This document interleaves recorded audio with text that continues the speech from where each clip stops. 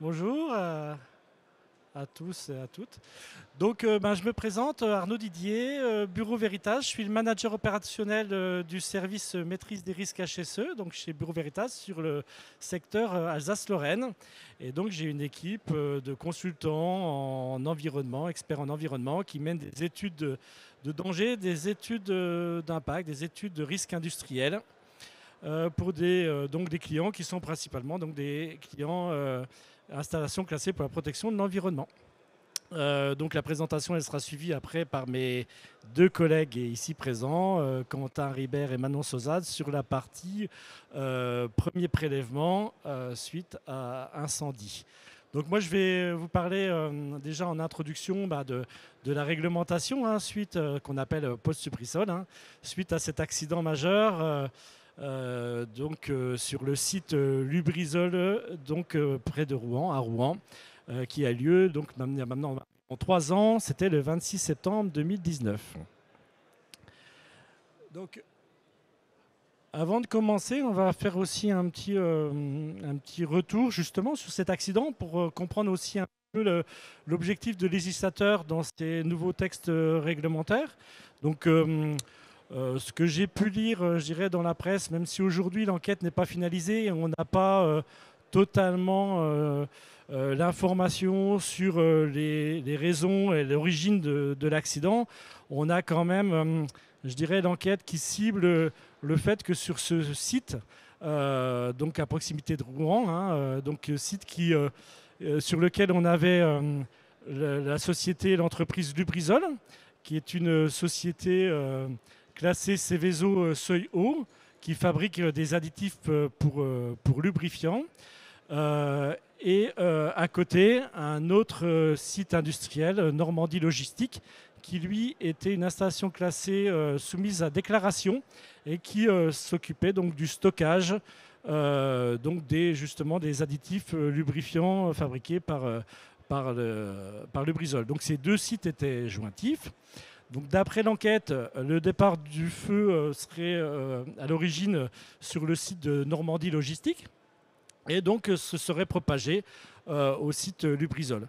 Donc, au cours de l'incendie majeur, donc ça s'est propagé et ça fait un effet domino, donc ça a été un incendie majeur sur ce site industriel et ça a généré donc un nuage de fumée toxique qui a pu se répandre jusqu'à 1 kilomètre dans les environs. Voilà. Donc ça explique aussi tout ça, les raisons pour lesquelles le législateur a décidé de renforcer la réglementation donc qui va s'appliquer à la fois aux sites Seveso, les sites aussi qui sont des sites de stockage de produits inflammables et les entrepôts. Donc ce sont ces trois typologies d'établissements qui sont concernés et qui sont ciblés par les évolutions réglementaires. Et la réglementation, donc, elle est apparue juste un an après l'incendie, puisque les textes sont parus le 26 septembre 2020, un décret et 5 arrêtés ministériels. Donc, dans ces textes, on a une modification de la nomenclature. Et donc, on a les textes existants. Donc, l'arrêté du 11 avril 2017, qui portait déjà sur les entrepôts, donc a été revu, ou a été complété. L'arrêté Seveso, l'arrêté du 24 septembre 2020, donc, qui cible spécifiquement le stockage de liquides inflammables. Et on a aussi une modification de l'arrêté du 4 octobre 2010 sur les sites ICPE à autorisation. Donc, un petit rappel rapide, juste ça c'est quelque chose qui est certainement très connu par chacun d'entre vous. Donc on va utiliser dans la suite 2-3 termes, donc c'est pour ça quand même qu'on a mis en préambule des petites définitions. ICPE, donc installation classée pour la protection de l'environnement, avec une nomenclature suivant les différentes rubriques, activités ou produits présents. Un classement avec, je dirais, des régimes qui vont de non classé, déclaration, jusqu'à Seveso seuil haut, et donc qui évoluent en fonction du niveau de risque industriel. Voilà. Et puis, deux autres deux autres définitions intéressantes, puisque ça va être des éléments qui vont être ciblés par la réglementation. Le plan d'opération interne, d'accord, qui est un plan de secours. Donc ce sont tous les deux des plans de gestion de crise, un plan opérationnel en cas d'incendie.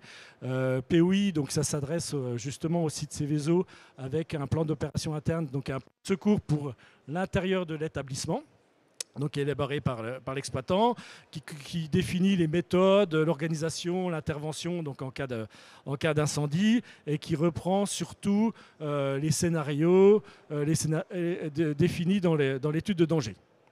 Et puis le plan de défense incendie, donc ça c'est donc pour les autres types d'établissements, qui est aussi un plan de crise en cas d'incendie, qui va formaliser la stratégie de lutte contre l'incendie, et qui est donc à destination des services de secours, du STIS, pour définir des procédures organisationnelles d'intervention.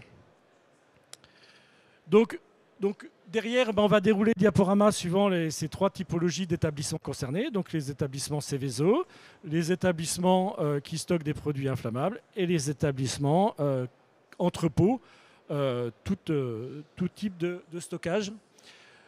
Donc, et on va surtout prendre un petit peu de temps pour finalement dérouler ce que nous imposent, je dirais, ces évolutions réglementaires, ces nouveaux textes, et en particulier avec les différentes échéances qui sont applicables. Il y en a déjà d'ailleurs qui sont passées. Les premières, c'était 2021. Donc là, on est pour les sites uniquement Seveso. Donc 2021 avec la mise en place, donc le POI. Le POI était déjà obligatoire sur les sites Seveso Soyo. Par contre, ce qui est rendu obligatoire, c'est la mise en application, les essais, les tests de ce POI, qui doit faire l'objet d'un exercice annuel avec formation donc, de tous les intervenants, y compris les entreprises extérieures. Donc ça, c'était déjà 2021, donc c'est passé. 2022, donc ça, on le retrouvera d'ailleurs, cette problématique de stockage des produits chimiques, parce que l'une des problématiques qu'ont rencontrées les institutionnels, donc DREAL, préfecture, au cours de l'accident majeur qui a eu lieu à Lubrizol, c'est le fait qu'ils n'avaient pas une bonne connaissance des produits qui étaient stockés. Ils n'avaient pas une bonne connaissance du coup de ce qu'on pouvait retrouver dans les fumées toxiques du nuage. Et donc du coup, pour eux, c'était difficile de prendre des décisions vis-à-vis de l'impact sur la population, sur l'environnement, les végétaux, les sols. Du coup, la réglementation va renforcer fortement cette maîtrise de l'exploitant, de gérer ses stocks et de pouvoir facilement ou rapidement donner les informations sur quels sont les produits qui stockent et quelles sont donc du coup les fumées qui vont être dégagées en cas d'incendie. Donc établissement d'un état des stocks des produits chimiques avec une contrainte de mise à jour quotidienne, hebdomadaire et annuelle. Si je fais un petit focus sur ce point-là, donc ça veut dire une mise à jour quotidienne, ça c'est pour tout ce qui est liquide ou solide, liquéfiable, combustible, toutes les matières dangereuses. Pour les autres matières, déchets non dangereux, la mise à jour doit être hebdomadaire, et il est demandé qu'annuellement il y ait fait un inventaire, je dirais, concret du physique, du stock. Et que ce stock ne soit pas seulement global, mais qu'il soit défini donc, par zone. Donc le détail de l'ensemble des matières dangereuses stockées, donc avec toutes les propriétés, que les quantités, que la typologie, et que ça puisse être diffusé du coup rapidement en cas d'accident. Donc ça peut être un outil informatique. Bon, globalement, c'est quelque chose qui est assez bien maîtrisé, en tout cas par toutes les structures de type Seveso, pour tous les entrepôts dans le domaine de la logistique. Après, il faut aussi que ça puisse s'appliquer à toutes les autres entreprises. Et si je reviens sur les deux autres échéances qui concernaient toujours les sites Céveso, qui donc arrive cette fois-ci au 1er janvier 2023, donc bientôt, c'est que ce POI, il devient aussi obligatoire pour les Céveso seuil bas, hein, ce qui n'était pas vrai, hein, c'était limité au seuil haut, et que, alors ça, ce sera l'objet de la présentation suivante, hein, qu'il faudra intégrer dans les POI les prélèvements environnementaux suite à accident.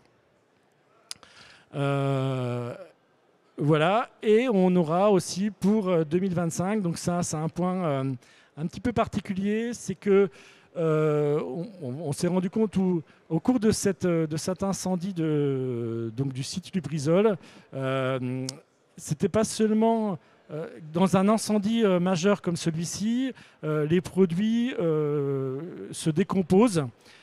Par l'effet thermique fort de l'incendie, par le fait de l'action des services de secours par des mousses ou de l'eau qui vont projeter sur l'incendie, par aussi l'effet de la présence du bâtiment, des emballages, etc.